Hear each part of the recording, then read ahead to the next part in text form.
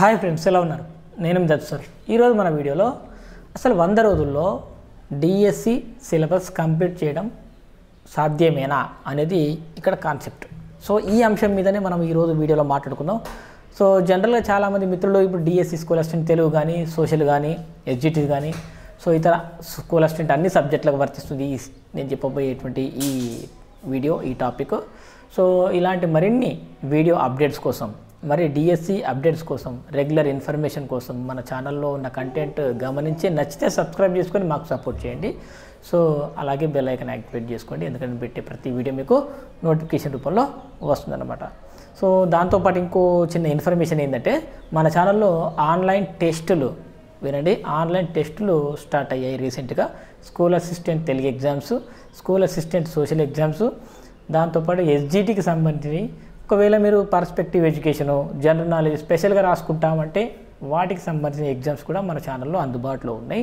ఒకవేళ మీకు ఇంట్రెస్ట్ ఉంటే, మేము కూడా ఎగ్జామ్ రాయాలి, చదువుకొని ప్రాక్టీస్ చేసుకుంటాము అని అనుకుంటే డెఫినెట్గా మన ఛానల్ లింక్ అనేది, అంటే వాట్సాప్ లింక్ అనేది, వాట్సాప్ గ్రూప్ లింక్ అనేది కామెంట్ బాక్స్లో మరియు డిస్క్రిప్షన్లో ఇచ్చిన. సో ఆ లింక్ క్లిక్ చేసి మన గ్రూప్లో జాయిన్ అవ్వచ్చు. దీని ద్వారా కొన్ని బెనిఫిట్స్ ఉంటాయి. అవేంటంటే పొద్దున్న లేవగానే మనకి ఏ ఇన్ఫర్మేషన్ వచ్చినా వీడియో రూపంలో కానీ, మనకు పోస్టర్ల రూపంలో కానీ, సో ఇన్ఫర్మేషన్ అనేది మీకు పాస్ అయిపోతుంది. సో దాంతోపాటు ప్రిపరేషన్ టిప్స్ కానీ, షెడ్యూల్స్ కానీ, సో నోటిఫికేషన్ డీటెయిల్స్ కానీ, ఇలాంటి ఎన్నో డీటెయిల్స్ కోసం ఎన్నో వీడియోస్ మన ఛానల్లో అందుబాటులో ఉంటాయి. రెగ్యులర్గా ఫాలో అవ్వండి. సో ఇక తర్వాతకు వచ్చినట్లయితే మనకు టాపిక్లోకి వస్తే, ఫస్ట్ ఆఫ్ ఆల్ 100 రోజుల్లో సిలబస్ ఎట్లా పూర్తి చేయాలి. మెయిన్లీ నేను చెప్పేది స్కూల్ అసిస్టెంట్కి సంబంధించి. సో ఫర్ ఎగ్జాంపుల్ తెలుగు కావచ్చు, సోషల్ కావచ్చు, ఫిజికల్ సైన్స్ కావచ్చు, మ్యాథ్స్ కావచ్చు. సో ఇట్లా. సో ఇప్పుడు నేను ప్రజెంట్ స్కూల్ అసిస్టెంట్ సంబంధించి చెప్తున్నా. సో ఈ 100 రోజులు, సో ఎప్పుడైతే మీరు టెట్ క్వాలిఫై అయ్యిరో మీకు బేసిక్ నాలెడ్జ్ ఉంది అని అర్థం.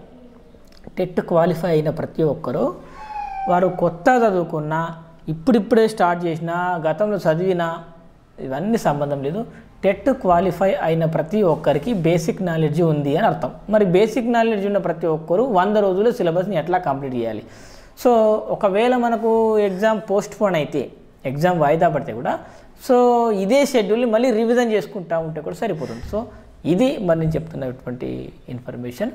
సో ఫస్ట్ ఆఫ్ ఆల్ మనం ఏం చేయాలంటే, స్కూల్ అసిస్టెంట్ సబ్జెక్ట్ ఏదైతే ఉందో దాన్ని 3 రకాలుగా డివైడ్ చేసుకోవాలి. ఫస్ట్ ఆఫ్ ఆల్ మనకు కంటెంట్ ఎంత ఉన్నది, సో దాని పరిధి ఎంత ఉంది ఒకసారి చూసుకోవాలి. ఇక రెండవది ఏంటంటే మెథడ్, ఈ మెథడాలజీ పరిధి ఎంత ఉంది, ఎంత సిలబస్ ఉంది, ఏమేమి సిలబస్ ఉంది, సో ఇవన్నీ చూసుకోవాలి. ఇక మూడోది వచ్చినట్లయితే మనకు GK and PIE, GK current affairs, at the same time perspective education. ఈ 20 మార్కుల్ని కూడా మనం ఎట్లా ప్లాన్ చేసుకోవాలా అనే దాని గురించి మనం మాట్లాడుకుందాం.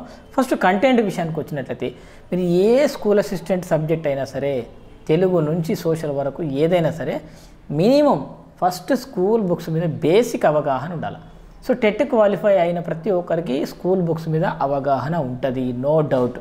సో ఫస్ట్ ఏంటి అంటే, మనం సిలబస్ చూసుకోవాలి. సిలబస్ కాపీ మనకు స్కూల్ అసిస్టెంట్, ఇప్పుడు సోషలే తీసుకుందాం, తెలుగే తీసుకుందాం, ఇంకా ఫిజిక్సే తీసుకుందాం, ఏదైనా మనకు స్కూల్ బుక్స్ ఏమున్నాయి, ఎక్కడి నుంచి స్టార్ట్ చేయాలా. మరి 10th వరకు ఉంటుంది కదా, ఈ 6th నుంచి 10th వరకు ఏ సబ్జెక్ట్ ఉందో అది కంప్లీట్గా చదువుకొని, దాన్ని డీప్ ఎట్లా పోవాలా, లింక్డ్ చాప్టర్స్ ఇంటర్మీడియట్ లెవెల్లో ఉంటాయి కదా. సో ఇక్కడ ఉన్న టాపిక్ ఇంటర్మీడియట్లో ఉన్న టాపిక్ సేమ్ ఉంటే కనుక అట్లాంటి లింక్డ్ చాప్టర్స్ మనం చదువుకోవాలి. సో ఇట్లా చదువుకుంటూ ప్రాక్టీస్ చేసుకోవాలి. ప్రాక్టీస్ కోసం ఏం చేస్తాం, చదువుకున్నటువంటి మెటీరియల్లో ప్రాక్టీస్ బిట్స్ ఉండొచ్చు, ఉండకపోవచ్చు, ఉంటే అక్కడనే ప్రాక్టీస్ చేసుకోవచ్చు.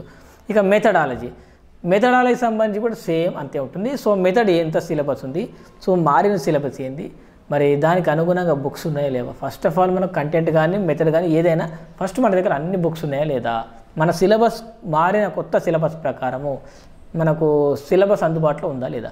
ఎందుకంటే మనము సంబంధం లేని సిలబస్ చదివి వేస్ట్ చేస్తాం టైం అంతా.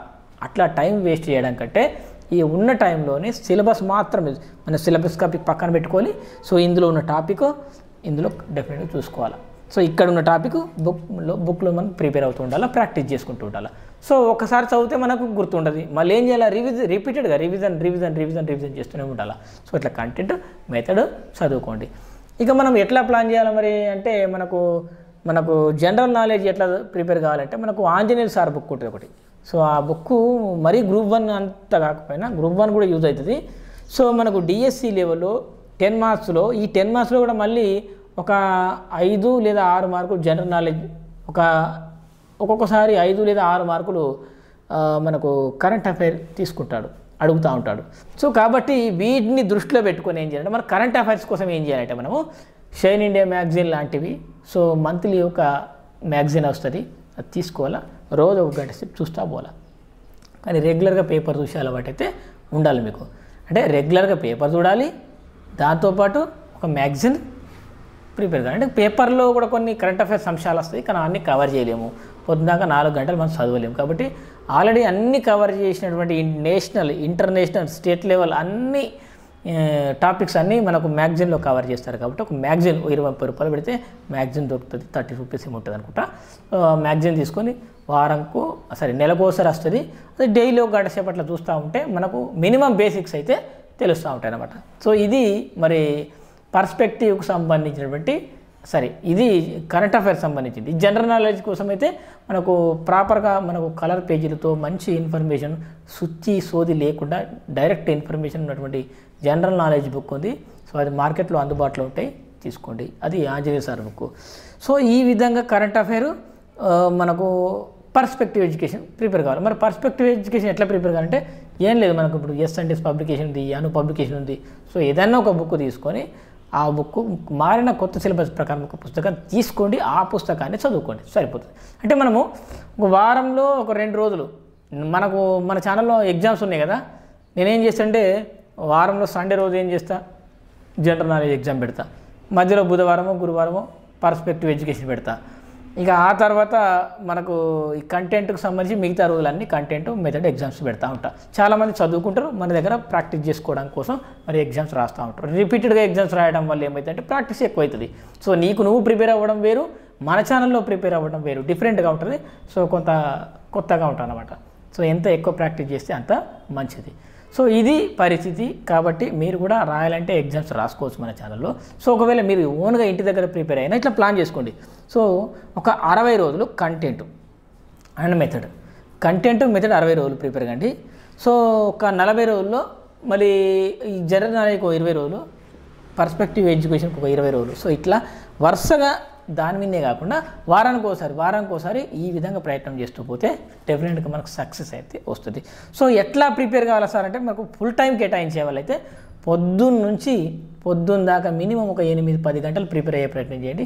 ఎప్పుడన్నా కొంచెం నిద్ర వస్తే పడుకోండి, తినండి శుభ్రంగా. సో మీరు చదువుకునే చోట మరీ డిస్టర్బెన్స్ ఏం లేకుండా ప్రశాంతంగా ఉండే విధంగా చూసుకోండి. సో మహిళలకైతే ముఖ్యంగా పొద్దునప్పుడు పనులు ఉంటాయి, పొద్దున 10 తర్వాత ప్రిపరేషన్ స్టార్ట్ చేయండి, ఈవినింగ్ వరకు 4 వరకు కంప్లీట్ చేసుకోండి. సో ఈవినింగ్ కొన్ని పనులు ఉంటాయి, మళ్ళీ నైట్ ఒక 2 అవర్స్ అట్లా చదువుకోండి, తెల్లవారుజామున కొంచెం వీలైతే ఒక 2 అవర్స్ చదువుకోండి. సో ఇట్లా ప్లాన్ చేసుకోండి.